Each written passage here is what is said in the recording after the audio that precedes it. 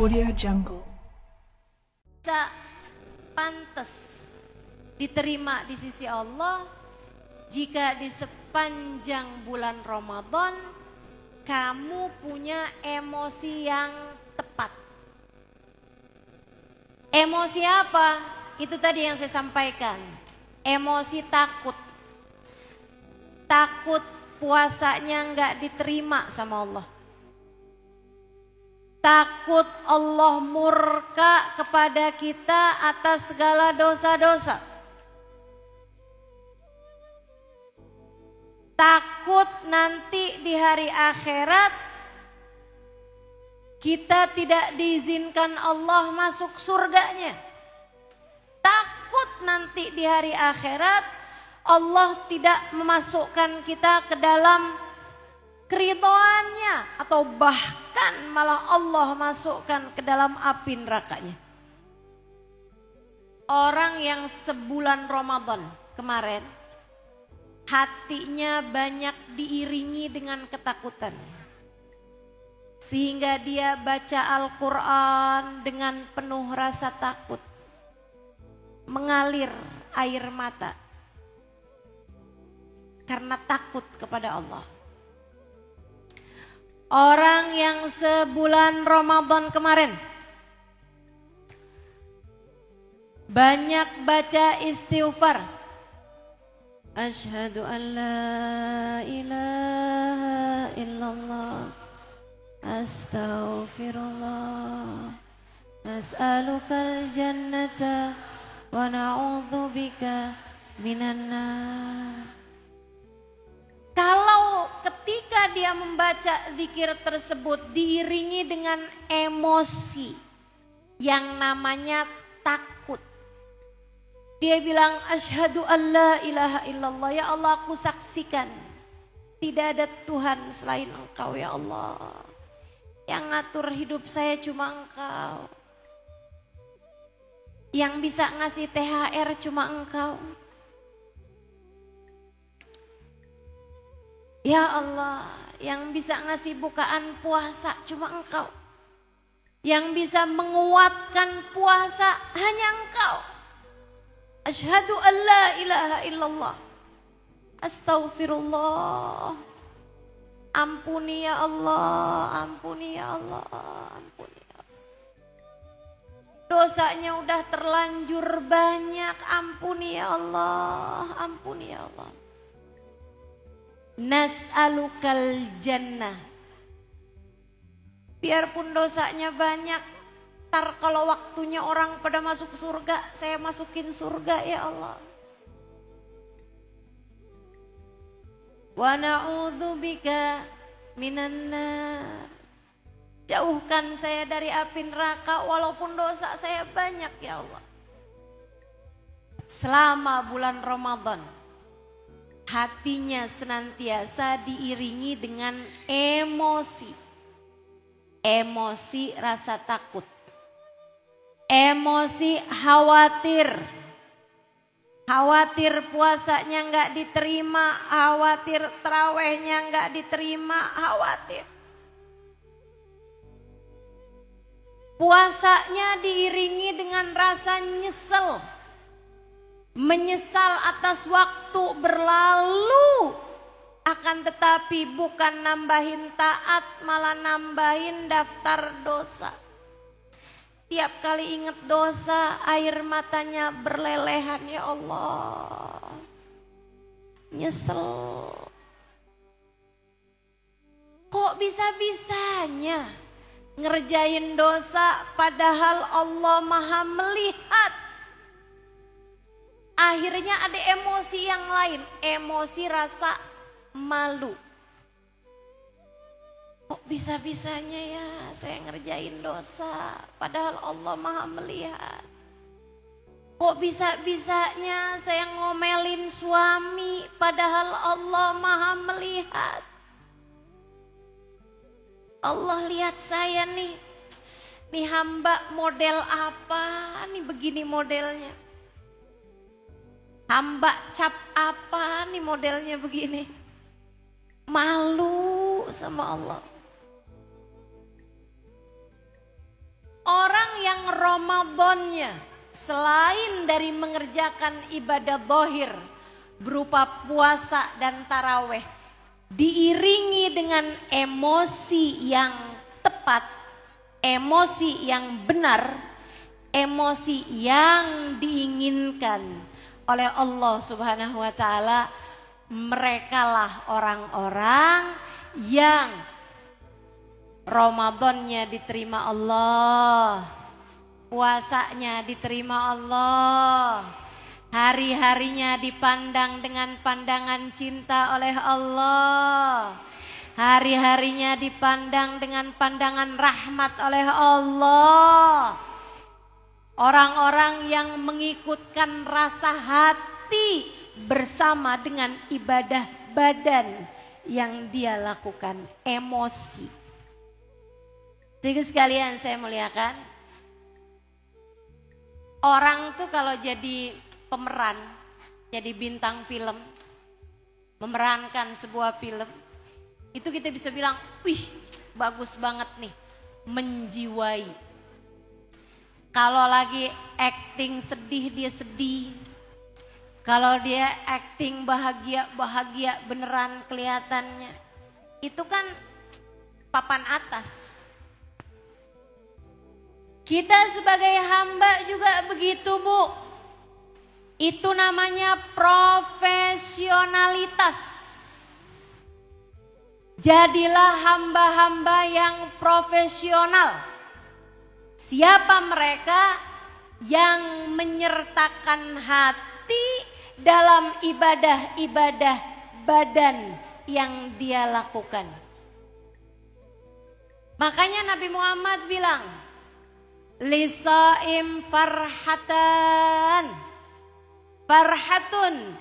inda iftarih wa farhatun inda liqa'i rabbih. Orang yang puasa punya dua emosi senang, punya dua rasa hati senang. Nabi nyebutinnya rasa hati, bukan punya dua waktu ketika ada rasa hati kita di dalamnya. Saudara sekalian yang saya muliakan, kapan senangnya wahai Rasulullah? Rasa hati senangnya tuh kapan? Kata Nabi ada dua nih orang kalau lagi puasa senangnya. Pertama, farhatun inda iftari, seneng saat lagi buka puasa. Jadi kita nih sepanjang puasa disuruh sedih, suruh takut, suruh nyesel sebanyak mungkin. Tapi waktunya buka puasa, mau gak mau disuguhin es teh manis, kita seneng. Sampai-sampai suara paling merdu adalah suara adzan maghrib waktu Ramadan. Itu tunggu-tungguin. Gitu ya, tahu-tahu keliru asar. Habisnya mirip suaranya, adzannya sama aja. Teman-teman saya sekalian, senang kita waktu buka, alhamdulillah. Senangnya kenapa? Tuntas puasa hari ini, kuat puasa hari ini, selesai puasa hari ini. Bu, saya dulu punya perasaan begini nih. Kenapa ya mesti seneng di saat buka puasa? Biasa aja kok. Anak umur 7 tahun juga udah kuat puasa sampai maghrib, betul? Apalagi kita udah tua-tuaan begini nih Bu nih. Ya kan? Ibu kuat puasa? Berat apa ringan puasa? Ringan, apalagi tambah ke belakang ya Bu ya. Kadang-kadang kelupaan sahur juga ringan aja tuh. Kadang-kadang gak kebangun waktu sahur, ringan aja puasanya. Kenapa? Orang senegeri puasa semua. Puasanya barengan jadinya lebih ringan. Tapi ibu saya sekalian, saya pernah ketemu orang ahli ibadah, ahli taat, ngerjain ibadah-ibadah besar dia sanggup Ibadah malam dia sanggup, Quran dia sanggup, zikir dia sanggup, panjang. Zikirnya panjang bacaannya. Dia bilang, Ustazah doain ya Ustazah. Saya susah kalau masuk bulan Ramadan. Saya bilang kenapa? Saya Ustazah tiap puasa, tiap hampir pingsan. Tiap puasa, tiap hampir pingsan. Saya ada mah, saya ada GERD, saya ada segala macam penyakit-penyakit di badannya. Dia bilang tiap puasa saya hampir pingsan. Jadi saya kalau lagi puasa udah gak bisa ngapa-ngapain, saya di atas tempat tidur. Ustazah, saya wajib puasa apa gak wajib puasa? Saya bilang wajib. Kuat. Ya gitu Ustazah, gak bisa ngapa-ngapain. Lemes, gak ada tenaga, sakit semua, kepala pusing, badan sakit. Dari situ saya pikir, puasa nih urusan kuat, gak kuatnya puasa, bahkan bukan hanya sekedar kemauan kita. Kita mau juga kalau Allah Subhanahu wa taala bikin berat jadi berat, Bu. Kalau Allah mau puasa kita jadi berat Dek. Kalau Allah mau bikin kita nggak kuat puasa kamu. Makanya kalau kamu ditakdir Allah bisa ngerjain puasa, ketemu sampai maghrib, ketemu makanan, ketemu adzan maghrib, alhamdulillah. Makasih ya Allah udah kuat puasa, ketemu sampai maghrib, alhamdulillah. Makan kurma, minum air, kemudian kita bilang, Allahumma lakas sumtu wabika amantu wa ala rizkika aftartu birahmatika ya arhamar. Ya Allah, karenamu aku berpuasa, kepadamu aku beriman, dengan rizkimu aku telah berbuka. Semuanya adalah karena rahmatmu ya Allah. Seneng waktu buka puasa, seneng karena dimudahkan mengerjakan kebaikan. Bukan seneng ketemu lontong, bukan seneng ketemu kue sayur, bukan senang ketemu kolak, bukan. Akan tetapi senang karena sudah diberi kemudahan Allah mengerjakan ketaatan. Rasa senangmu itu bernilai di sisi Allah. Jadi kalau lagi buka puasa mesti senang. Jangan sedih-sedih lagi buka puasa. Lagi buka puasa kok THR belum turun juga. Kok semuanya belum pada cair ini ya. Kulkas mana sini kok gak cair-cair. Sedih aja bawaan. Ngelihat si ini sedih, ngelihat si itu sedih. Jangan. Mesti seneng kalau lagi buka puasa. Kenapa begitu? Senang karena diberi kemudahan Allah buat mengerjakan ketaatan. Alhamdulillah lunas. Hari ini puasanya udah terlaksana. Alhamdulillah, makasih ya Allah, makasih ya Allah. Dhahabat dhama wabtallatil uruq wa thabatal ajru insyaallah taala. Hausnya udah hilang. Tenggorokannya udah basah, asalnya kering. Semoga pahalanya sudah dicatat oleh Allah. Kita baca seperti itu. Allahumma ya azim, ya azim, ya azim. Ighfirid dhanbal azim. Fa innahu la yaghfiru dzambal 'adzim illa al-'adzim. Wahai Zat yang maha besar, wahai Zat yang maha besar. Ampuni ya Allah dosa-dosa saya yang besar. Tak ada yang dapat mengampuni dosa-dosa saya yang besar ini ya Allah. Selain Engkau Zat yang maha besar. Sehingga sekalian rasa senang ketika berbuka puasa itu akan bawa kesenangan yang lain. Wa farhatun inda liqa'i rabbih. Senang ketika nanti berjumpa dengan Allah. Emosi, rasa hati perlu saat ibadah.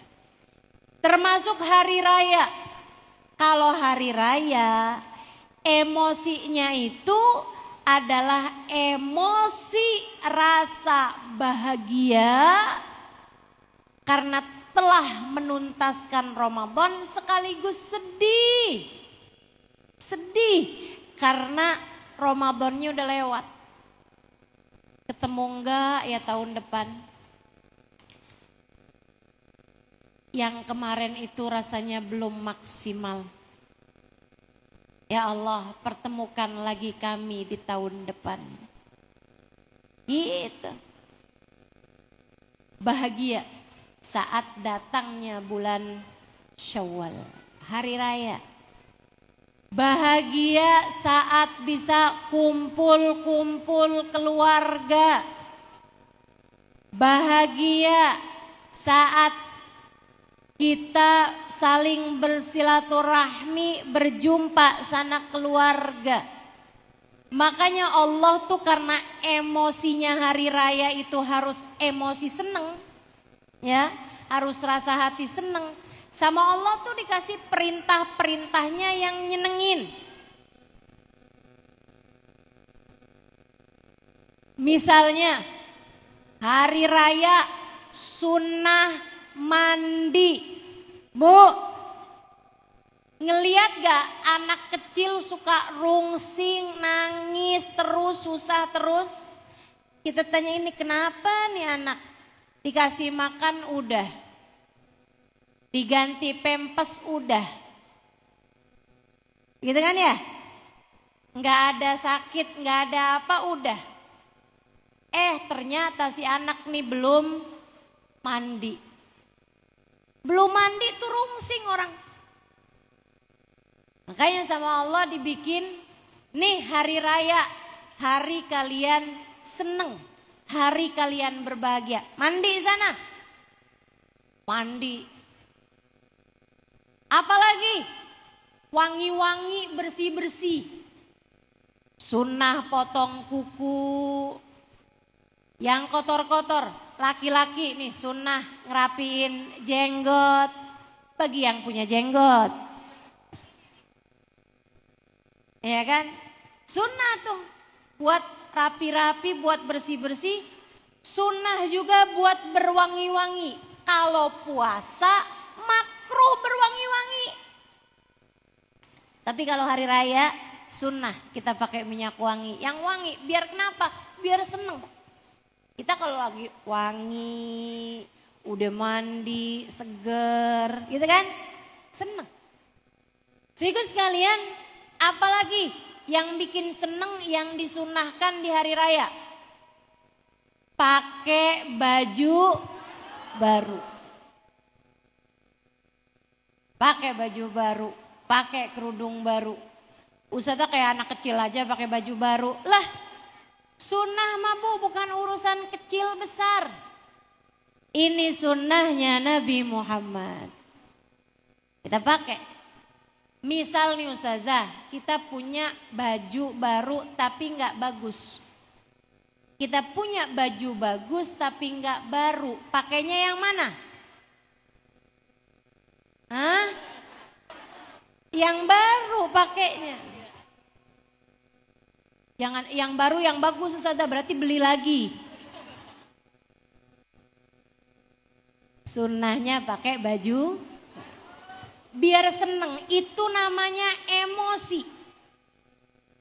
Untuk menciptakan rasa hati, biar seneng tuh kamu kerjain tuh semuanya tuh. Tapi bukan artinya kemarin abis putus waktu puasa, karena kan katanya pacaran bikin batal puasa. Hari raya saya seneng lagi karena saya balik lagi. Karena saya nyambung lagi, pacaran lagi. Nggak gitu dek, nggak gitu konsepnya. Seneng dengan taat kepada Allah Subhanahu wa ta'ala. Nabi Muhammad gitu seneng kalau hari raya. Kelihatan wajahnya berseri-seri. Kelihatan senengnya, beliau menebar senyum sana sini. Salaman sama orang, ketemu sama orang. Nabi Muhammad seneng. Jadi hari raya itu emosinya adalah bahagia. Termasuk untuk sunnah berbahagia di hari raya. Itu sampai-sampai di hari raya pertama tanggal 1 Syawal enggak boleh puasa. Makan sama puasa senengan mana? Makan. Makan. Itu seneng makan. Karenanya sama Allah dibikin hari raya Idul Fitri, hari raya Idul Adha, kalian mesti seneng. Enggak boleh ada yang puasa. Makan semuanya. Seneng dah semuanya. Tapi ya Allah, gimana saya mau makan? Saya nggak punya makanan. Oh nggak boleh ada yang nggak punya makanan. Karenanya di malam hari raya kita diwajibkan untuk mengeluarkan zakat fitrah berupa beras. Tujuannya apa? Agar di saat hari raya nggak ada siapapun yang nggak makan. Itu sebabnya Imam Syafi'i mensyaratkan zakat fitrah harus berupa beras atau makanan pokok di negeri tersebut. Nggak boleh berupa uang, takutnya dibeliin pulsa.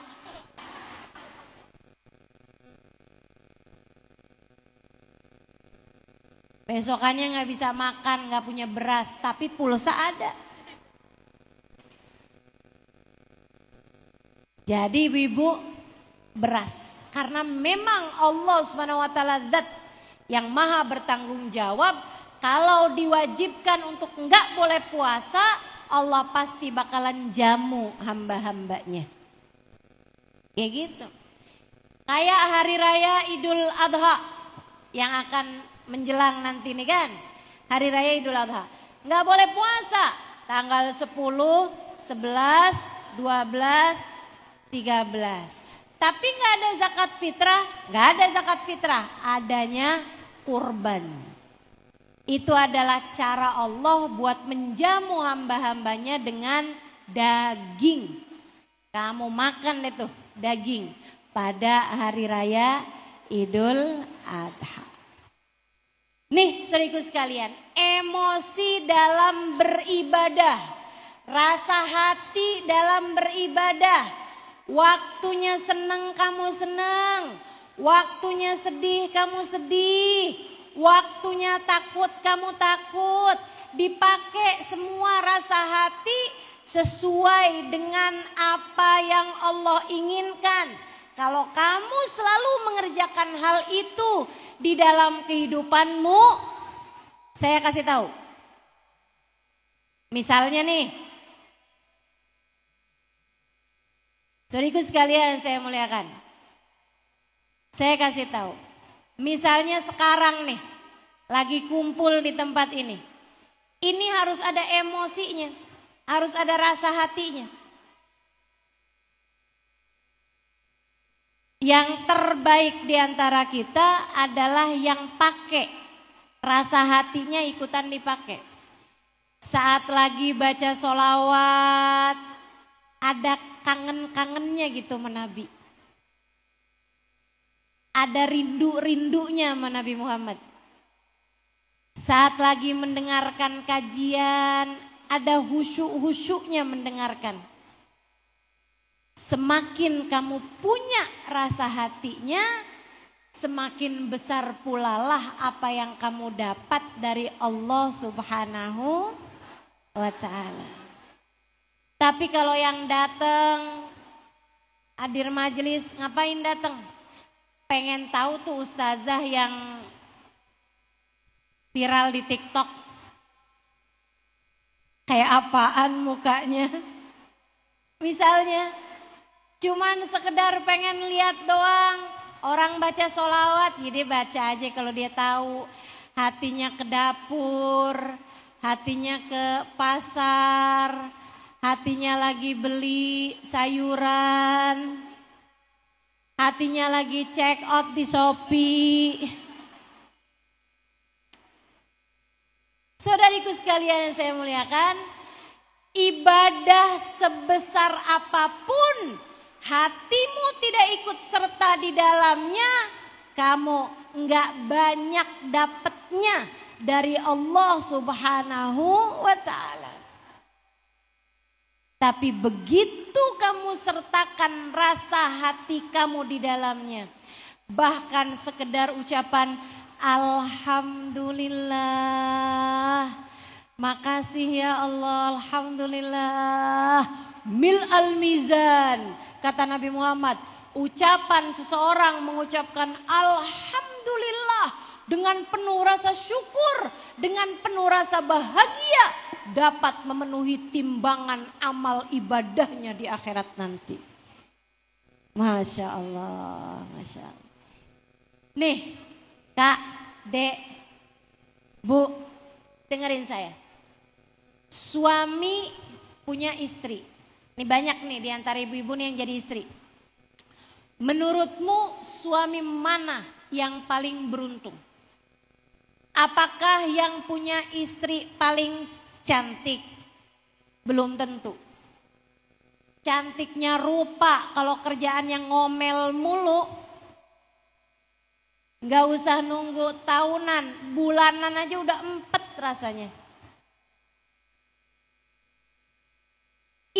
Suami mana yang paling beruntung? Oh, yang punya istri pinter masak. Belum tentu.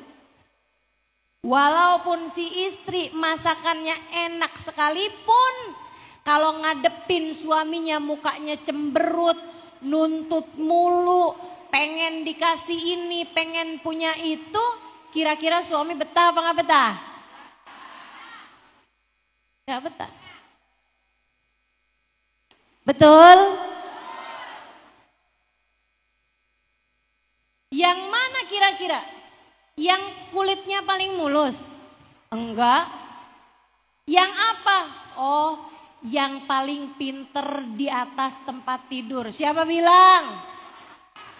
Enggak ada. Enggak ada. Itu pembohongan pikiran. Wah, kalau badan saya langsing, suami saya pasti bakalan cinta dan sayang sama saya. Bohong. Bohong. Bohong. Enggak ada ceritanya begitu. Siapa suami yang paling beruntung? Suami yang paling beruntung adalah suami yang istrinya mengerti menempatkan emosi. Suami istrinya tiap kali ketemu suaminya hatinya seneng, bahagia gitu. Ngelihat suaminya senyum, tanyain, kamu senyum gitu kenapa sih? Seneng jadi istri kamu.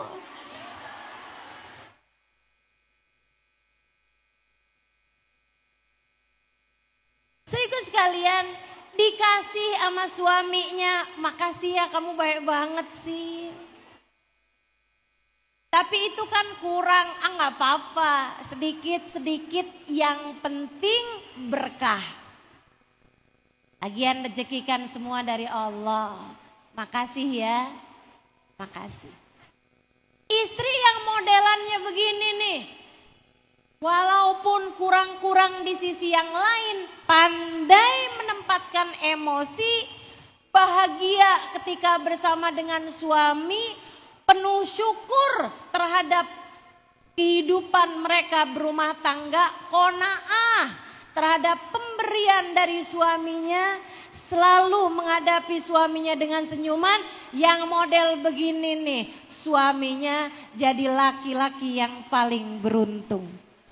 Cobain. Ini kan kalau kita liatin kan ibu-ibu sama saya yang jadi para istri nih. Kan kita 11-12 aja nih. Cakep banget juga kagak. Masakannya enak banget juga. Enggak juga. Gitu ya. Servis terhadap urusan suami juga B aja. Semuanya serba biasa-biasa, tapi kita bisa jadi juara di hati kita, di hati suami kita ketika kita bisa memberikan kepadanya emosi yang benar, rasa hati yang benar. Makanya Nabi Muhammad bilang, tanakahu al-walud al-wadud. Nikahlah kalian para lelaki dengan perempuan al-walud yang kiranya bisa punya banyak anak, al-wadud. Ini antik nih. Nabi nggak bilangnya perempuan yang cerdas, perempuan yang pinter, perempuan yang cantik misalnya gitu ya. Perempuan yang pinter masak misalnya begitu. Perempuan yang mengerti ngurus anak, saya nggak gitu. Nabi bilangnya tanakau al-walud, al-wadud. Siapa al-wadud? Perempuan yang besar cintanya, perempuan yang besar sayangnya, perempuan yang mampu menunjukkan emosi cinta kepada suaminya. Jadi Bu, Kak, Dek, sertakan rasa hati yang benar dalam hari-harimu, dalam waktu-waktumu. Emosi yang benarnya tuh yang kayak gimana? Emosi penuh syukur kepada Allah Subhanahu wa taala. Rasa malu karena dosa-dosa, bertaubat tidak mau mengulanginya lagi. Emosi selalu terima dengan apapun yang jadi kehendak Allah. Saya sering perhatikan. Kalau bulan Ramadan kan gak ada setan. Saya sebenarnya gak enak nih mau cerita ini karena udah balik dia. Saya mau cerita setan nih. Setannya udah balik nih pada ya kan. Enaknya tuh cerita ini pas bulan Ramadan. Jadi dia gak denger. Sekarang kita omongin dia denger nih. Saya perhatikan diri saya. Saya kalau bulan Ramadan itu ngeliatin gitu, katanya gak ada setan ya. Berarti ini semua emosi ini saya nih yang punya. Gak ada bisik-bisikan setan.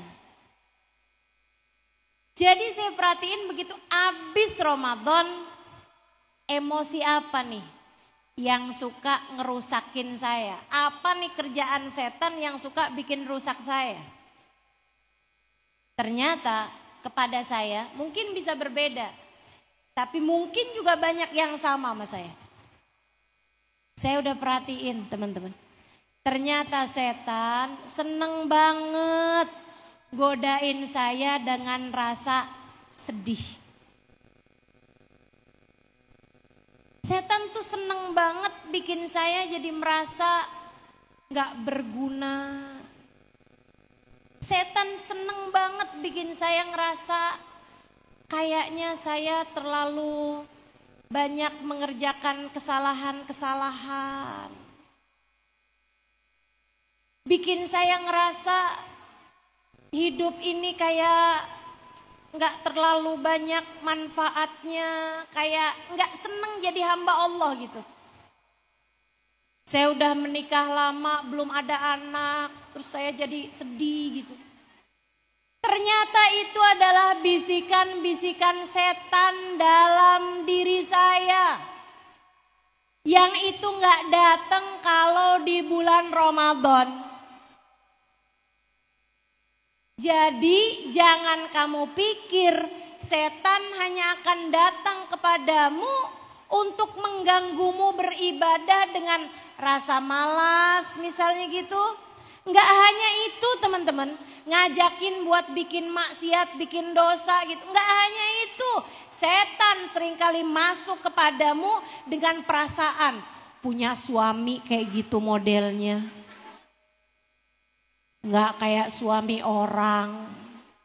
Kapan ya suami orang tuh ngajak istrinya jalan-jalan. Ini mau ngajakin ke Indomaret aja dikasih jatah. Belanjanya nggak boleh banyak-banyak. Saudaraku sekalian yang saya muliakan, itu tuh rasa hati kayak begitu tuh yang seringkali jadi jalannya setan buat masuk kepada dirimu. Hati-hati. Hati-hati. Coba sekarang nih masing-masing dari kita punya PR ngeliatin hatinya. Saya ceritain tentang seseorang yang gak pernah sedih dalam hidupnya. Nih, saya punya 2 cerita. Saudaraku sekalian yang saya muliakan. Ini kayak sekarang nih kan. Ini setan nih masuknya lewat rasa gerah nih. Panas nih. Aduh, ongkep banget nih. Aduh, udah ngalir nih. Keringetnya nih gitu. Udahan aja apa sih pengajiannya nih, ustadzanya ngomong sampai kapan nih gitu. Itu rasa hati yang setan kasihin tuh sama kita tuh. Segala macem yang gak enak tuh seringkali merupakan bisikan dari. Makanya saya kasih tahu nih sekarang nih, nilaimu di sisi Allah itu sangat bergantung dari bagaimana cara kamu mengendalikan emosi menjadi seperti yang Allah inginkan. Disuruh Allah senang, kamu yang senang. Disuruh Allah kamu harus takut, kamu yang takut. Disuruh sama Allah kamu merasa khawatir urusan akhirat, kamu merasa khawatir urusan akhirat. Disuruh sama Allah kamu harus berbahagia sekarang, kamu berbahagia. Disuruh waktunya buka, kamu yang senang saat berbuka. Seperti itu. Sekarang nih duduk di majelis talim. Teman-teman sekalian saya muliakan, saya pernah baca hadis. Orang mukmin di dalam masjid kayak burung di dalam taman. Pindah dari satu pohon ke pohon yang lain, berdendang, bersenandung, senang banget. Nggak pengen keluar-keluar dari taman. Orang mukmin di majelis, orang mukmin di masjid kayak burung di dalam taman. Orang munafik di masjid, orang munafik di majelis kayak burung dalam sangkar. Berusaha untuk kapan nih dibuka nih, kapan nih bubar nih, kapan nih pulang nih. Itu aja yang dipikirin. Jadi muslimkah kamu di sisi Allah? Mukminkah kamu di sisi Allah? Ataukah setan masih terus-terusan menjadikan dirimu sebagai munafik di sisi Allah? Yuk, yang betah ngerjain taat, insya Allah. Saudariku sekalian saya muliakan, ini saya punya 2 cerita nih. Cerita yang satu Hubabah Nur binti Alwi. Hubabah Nur bintu Alwi. Saya pertama lihat dia di majelis. Jadi saya nggak tahu posisinya saat berdiri, saat jalan. Saya ketemu udah duduk di majelis. Tapi guru saya, Hubabah Nur Al-Haddar, bintil Habib Muhammad bin Abdullah Al-Haddar, istri Sayyidil Habib Umar bin Hafid, guru saya, selalu memandang Hubabah Nur binti Alwi ini dengan pandangan penuh hormat, penuh cinta, penuh... Udah pokoknya beliau hormat banget, sayang banget, cinta banget sama Hubabah Nur binti Alwi ini. Namanya sama-sama Nur ini ya, tapi bukan orang yang sama. Guru saya Hubabah Nur, Hubabah Ummu Salim lah gitu ya. Nah ini beliau ini Hubabah Nur binti Alwi. Itu teman-teman, Hubabah Nur saya, Hubabah Nur guru saya, hormatnya sama beliau luar biasa. Membuat saya juga akhirnya jadi belajar hormat sama beliau. Saya pun juga sayang, saya pun juga cinta sama beliau. Saya dari pertama kali lihat, sampai habis itu sering lihat. Karena kan walaupun saya di pesantren, sering dibawa keluar buat majelis, apalagi dulu santrinya belum banyak. Udah lama saya merhatiin gitu, pas Hubabah guru saya cerita-cerita tentang orang-orang soleh tuh, kemampuan mereka bersyukur, kemampuan mereka buat qanaah luar biasa. Kemampuan mereka buat seneng jadi hamba Allah, seneng jadi hamba Allah. Itu luar biasa. Saya terus jadi merhatiin gitu. Saya perhatiin, iya ya, orang-orang ini nih, para waliyah, para kekasih Allah, orang-orang yang dihormati oleh guru saya, Hubabah Nur bintu Alwi salah satunya. Sampai dengan sekarang ini nih, saya bicara ini, saya nggak pernah tahu muka beliau saat tidak sedang tersenyum. Keren gak tuh? Ada orang yang kita berjumpa sama beliau berpuluh kali, saya nggak pernah tahu mukanya kalau lagi nggak senyum kayak gimana. Senyum terus, senang terus. Senang terus. Kadang-kadang senyum juga, air mata ngalir juga gitu. Tapi senyum juga. Senyumnya tuh tetap yang senang jadi hamba Allah, ya Allah, terima saya ya Allah. Terima saya ya Allah. Walaupun dosa saya banyak, tapi saya senang jadi hambamu ya Allah, terima saya. Sambil senyum, air matanya mengalir. Ntar senyum tapi sambil kangen sama Nabi Muhammad, air mata mengalir, tapi tetap senyum gitu. Tuh, hamba-hamba berkelas di sisi Allah.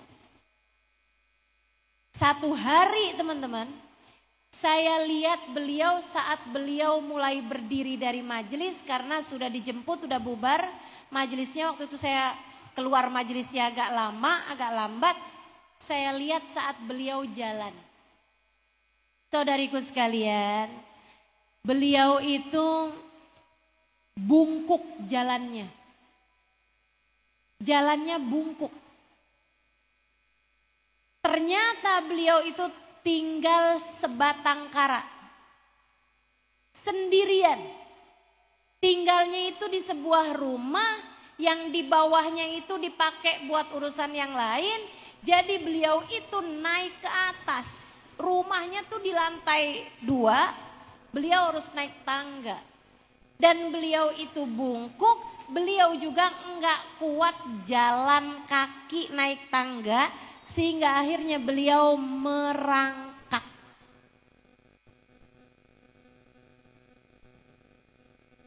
Saya ketika melihat pemandangan tersebut, saya tahu bahwa tersenyum, merasa berbahagia, senang jadi hambanya Allah bukan karena banyaknya nikmat yang Allah berikan pada kehidupan seseorang, akan tetapi karena gede syukur di dalam hati seseorang.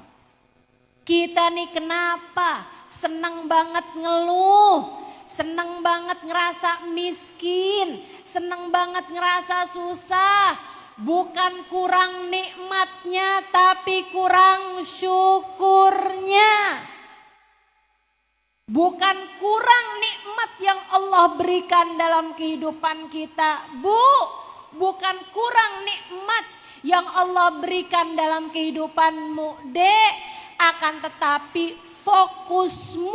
fokusmu yang selalu memikirkan yang kurang-kurang itulah membuatmu kehilangan rasa syukur menjadi hamba Allah Subhanahu wa ta'ala. Bahwa sampai dengan saat ini Allah masih memberikan kepadamu keimanan padanya. Bahwa sampai dengan saat ini Allah masih senantiasa menguatkan dirimu. Kamu pernah mengalami masa sulit. Kamu pernah mengalami masa sakit. Kamu pernah mengalami masa jatuh. Kamu pernah ditinggalkan oleh seseorang. Kamu pernah mengalami hari-hari berat. Akan tetapi nyatanya Allah tak pernah melepaskan kasih sayangnya kepadamu. Bukan begitu? Bukan begitu? Coba diingat-ingat. Pernah mengalami hari berat? Pernah mengalami rasa sakit? Pernah ditinggalkan seseorang? Pernah mengalami masa sulit? Tapi kuatkah kamu sampai dengan sekarang? Kuat. Kuat. Sampai dengan sekarang kamu masih ada di sini tanpa kekurangan suatu apa. Allah menguatkan kita, teman-teman. Allah menguatkan kita. Jadi jangan sampai ketakutanmu terhadap yang akan datang membuatmu kehilangan kesyukuran atas nikmat dan karunia yang Allah berikan pada saat ini. Itu Hubabah Nur bintu Alwi, saya nggak bisa bayangin. Kayak apa kesedihan beliau, hidup sebatang kara. Hidup sebatang kara, nggak punya sesiapa. Beliau masak sendiri, beliau ngerjain urusannya sendiri. Anak seorang wali min auliyaillah. Akan tetapi bahkan senyuman di bibirnya gak pernah hilang. Kerjaan beliau. Ini ya, orang kalau memang benar-benar merasa penuh. Kerjaannya tuh kayak pengen ngasih aja gitu. Apa yang beliau kerjakan? Mendoakan orang lain. Kita asal ketemu sama beliau langsung dapat doanya. Ketemu nih, ya hayya wa sahla, nawwarallah galbak, gitu. Selamat datang nak, selamat datang. Semoga Allah kasih cahaya di hati kamu. Semoga Allah kasih ilmu manfaat buat kamu. Semoga Allah kasih karunia buat kamu, ditinggiin derajat kamu. Terus gitu orang tuh ketemu sama beliau semua dapat doa semua dari beliau. Masya Allah, Masya Allah. Kita kan enggak, kita kan kalau ketemu orang lain pengennya bawaan kita minta doa aja dari dia. Ya bagus juga sih, lebih jelek lagi kalau tiap kali ketemu orang kita bawaan pengen minta duit sama dia.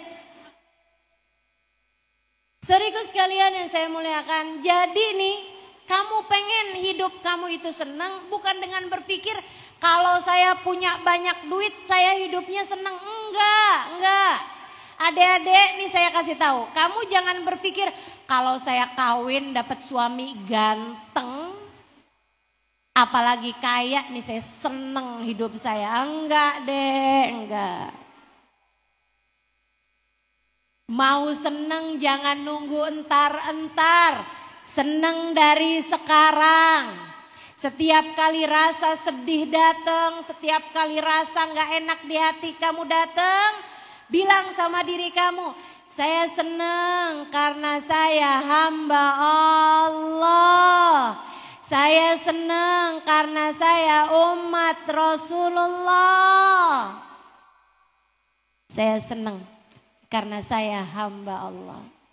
Saya senang karena saya umat Nabi besar Muhammad sallallahu alaihi wasallam. Itu Ubabah Nur binti Alwi, teman saya datang. Di malam 27 Ramadan gitulah, salah satu malam ganjil waktu saya ada di sana. Dia bawa air. Ubabah, id'ilana. Ubabah, doain kami. Ini Ubabah air buat saya dan teman-teman saya. Dia ajnabi, dia dari barat. Teman saya nih Maryam, dia dari Amerika. Suaminya juga dari Amerika juga. Dan punya teman-teman ada yang dari Inggris, ada yang dari Australia yang berbahasa Inggris gitu. Jadi dia bilang doain di air ini Ubabah. Ubabah doain. Sambilan pegang airnya nih Ubabah tanya, kamu minta didoain apa nak? Ini kan orang kalau udah penuh tuh, hatinya penuh dengan bahagia, penuh dengan syukur, penuh dengan iman, penuh dengan semua yang bagus-bagus tuh. Bisa kayak gitu tuh. Minta didoain apa? Enggak, oh kamu minta doa, saya juga lebih pantas buat didoain. Doain saya dulu, nanti kamu baru saya doain, kayak gitu. Kamu minta doa apa? Doain Ubabah biar Allah tetapkan iman Islam. Didoain sama. Doakan biar keluarga kami nih yang belum masuk Islam, biar pada masuk Islam. Doain biar ilmu kami manfaat. Doain biar kami bisa berdakwah ketika kami pulang nanti. Didoain sama beliau. Doain biar saya punya anak. Doain biar punya anak. Doain. Semuanya nih. Habis selesai Fatihah kata beliau. Fatihah. Pulang nih teman saya Maryam, Erika. Akhirnya dikumpulin teman-temannya. Yang tinggalnya dekat sama rumah dia tuh ada 7 orang. Itu tadi yang saya bilang, ada yang dari Inggris, ada yang dari Amerika juga, ada yang dari Swedia, ada yang dari Australia. Terus dia bilang, nih saya dapat hadiah nih. Maryam, kita nih lagi enak-enak tidur, kamu bangunin, kalau nggak penting awas ya. Dia bilang, oh penting banget, kalian nggak akan nyesel. Saya tadi ketemu Ubabah Nur binti Alwi jam 3 malam. Nih sekarang beliau habis doa nih. Ayo kita bagi-bagi airnya, kita minum. Saya kira ini adalah malam Lailatul Qadar. Dia bilang, kayaknya nih malam Lailatul Qadar. Akhirnya teman-temannya pada minum tuh sedikit, sampai tuh air habis. 7. Mereka tanya, Maryam, nih kamu minta doa apa? Doa biar nanti kita pulang ilmu kita manfaat, amin. Doa biar keluarga kita yang belum masuk Islam pada masuk Islam, amin. Doa biar kita nanti pulang jadi pendakwah, amin. Doa biar kita jadi hamba yang disayang Allah, amin. Doa biar Nabi Muhammad terima kita, amin. Doa biar di akhirat kita bahagia, amin. Doa biar punya anak. Semuanya diem. Karena yang 6 sama dia 7 nih, yang 6, yang 1 ada yang anaknya udah 6. Yang 1 anaknya baru 2, tapi udah kayak 200. Anaknya tinggal hilang mulu di Tarim. Habis itu yang 1 lagi ada yang baru punya anak 1.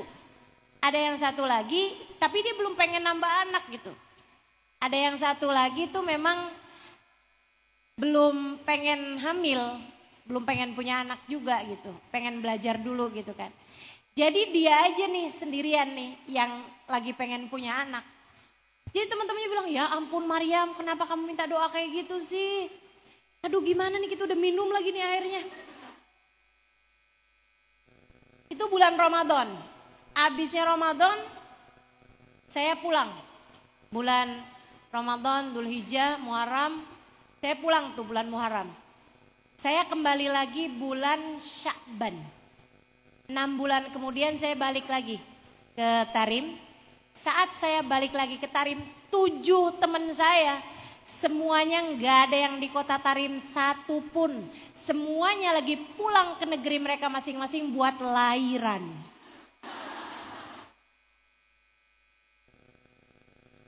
Orang tuh, hamba Allah, Ubabah Nur binti Alwi.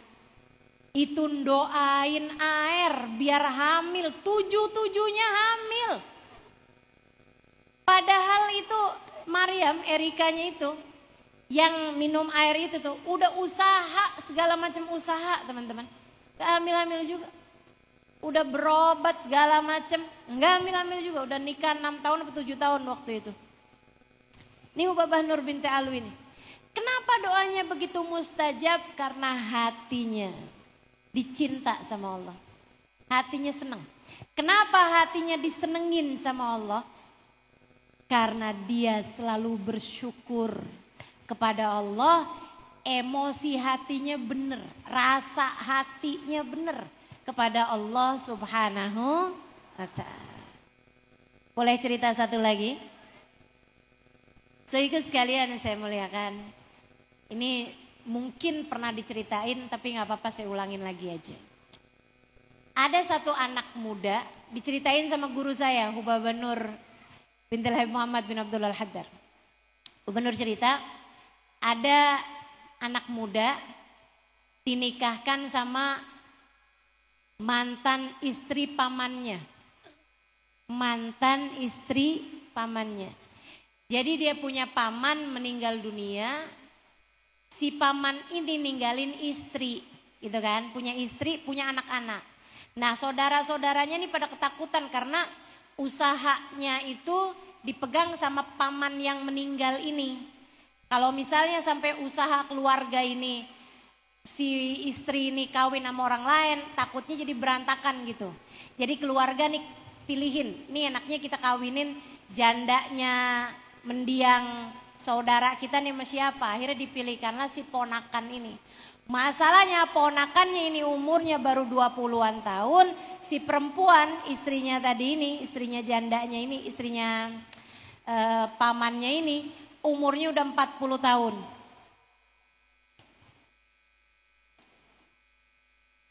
Pertamanya tuh kayak yang gak mau si anak laki-laki ini. Dia bilang sama bapaknya, bapak tega banget sih pak, masa sih saya mau dikawinin sama perempuan umurnya seumur umi saya. Tega banget sih pak. Kata bapaknya udah deh nak, yang penting kawin dulu aja. Nanti kalau kamu berapa tahun yang akan datang kamu pengen kawin lagi, terus kita cariin lagi. Yang penting nih biar usaha kita nih tetap jalan, perusahaan nih tetap jalan, jadi punya perusahaan keluarga gitu. Milik keluarga besar.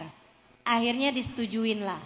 Dengan berat hati udah kayak istilahnya Ubaba, dia kawin nih kayak ada pedang di lehernya gitu. Sangat terpaksa, kayak istilahnya kayak dipaksa orang, kamu kawin apa mati gitu. Ya udah mendingan kawin daripada mati gitu. Kawinlah dia. Dapat setahun, 2 tahun, 3 tahun, 4 tahun, 5 tahun, baik-baik aja gitu alhamdulillah rumah tangganya. Sampai 20 tahun kemudian. Si anak gak pernah minta pengen dikawinin sama perempuan lain juga enggak. 20 tahun kemudian si istri nih kan umurnya udah 60. Di saat suaminya umurnya baru 40.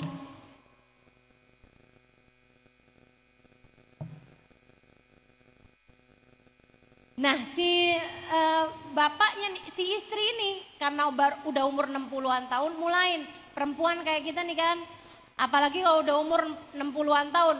Di atas 40-an tahun deh kaki mulain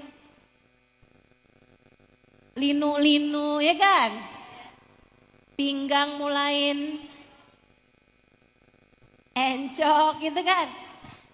Udah yang asalnya bau minyak wangi sekarang bau minyak gosok, minyak angin ya kan. Yang dulunya di samping tempat tidur nih wewangian, sekarang samping tempat tidur balsem, koyo, dan segala macem dah. Sehingga sekalian, ini istrinya juga kayak gitu, mulai sering sakit gitu. Akhirnya si anak nih dipanggil sama bapaknya. Dia bilang, nak, kamu kan dulu kawin sama istri kamu kan kayaknya dulu terpaksa. Kita tahu umur istri kamu itu kan gak muda lagi. Apalagi sekarang kabarnya sering sakit-sakitan.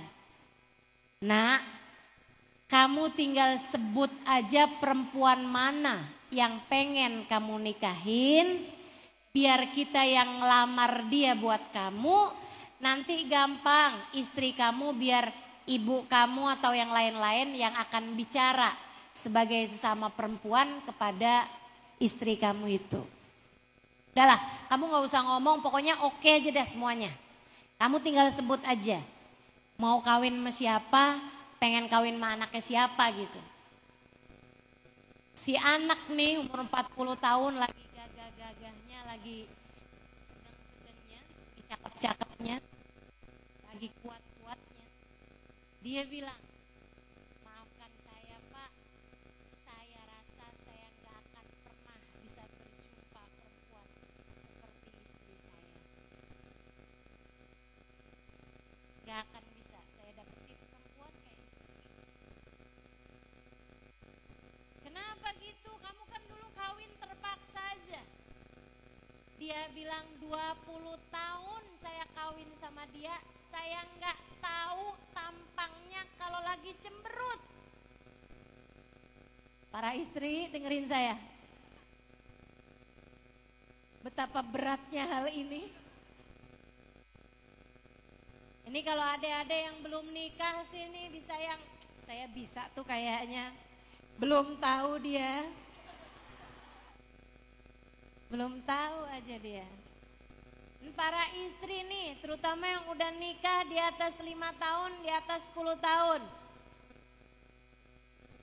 20 tahun saya nikah sama dia, ayah, saya gak pernah tahu mukanya dia kalau lagi gak senyum. Senyum aja terus ngadepin saya. Dia bilang, dia selalu bilang sama saya, marhaba habibi, marhaba, marhaba. Baik sayang, baik. Saya minta ini, minta itu, lebek sayang, baik. Iya. Kalau saya lagi gimana, saya lagi ngeluh gini gitu segala macam, nggak apa-apa, nggak apa-apa sayang, tenang, tenang.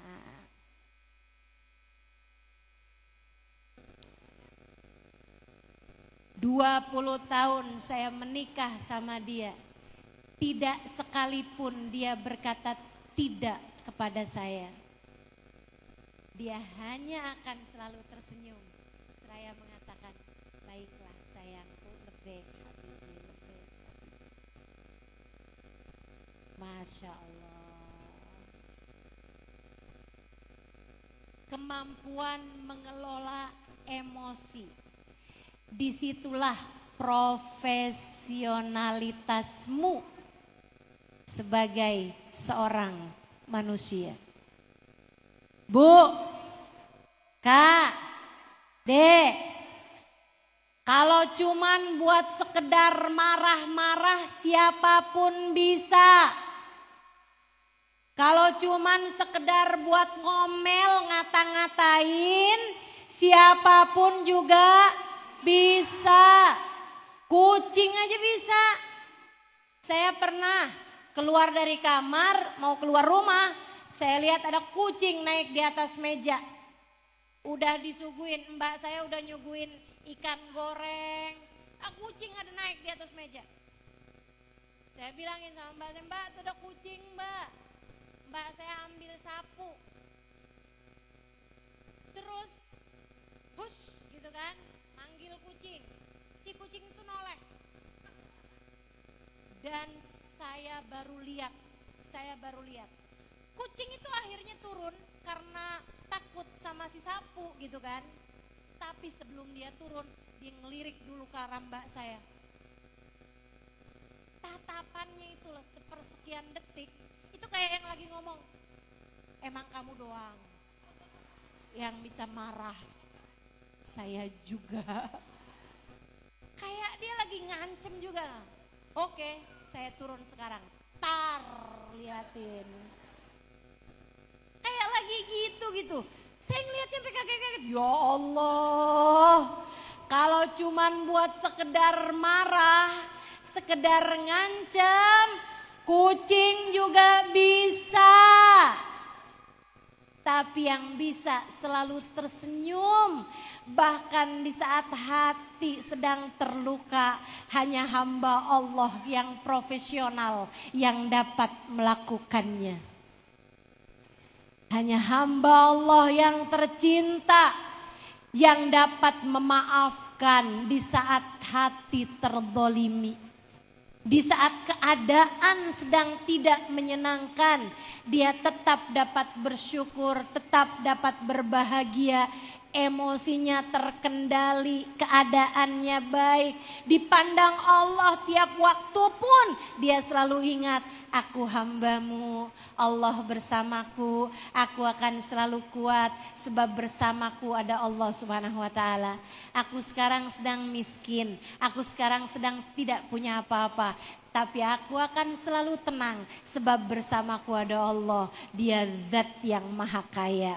Aku sedang sakit, aku sekarang sedang merasakan kesakitan, tapi gak apa-apa sebab Allah yang maha menyembuhkan dan Allah sedang bersama denganku. Aku tidak pernah takut terhadap apapun.